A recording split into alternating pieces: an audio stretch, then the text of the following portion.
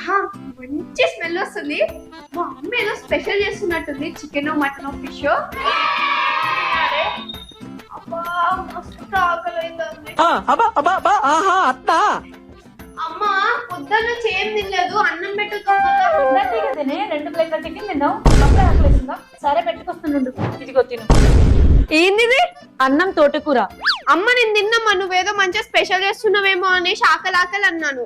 నేనేం చేయలేదు. మరి ఈ ఆంటీ వాళ్ళ ఇంట్లో నుంచే. హే మామ్, క్యాచ్ దిస్ గిన్నె. ఏం చేసుకోవాలి గిన్నె ఏంది?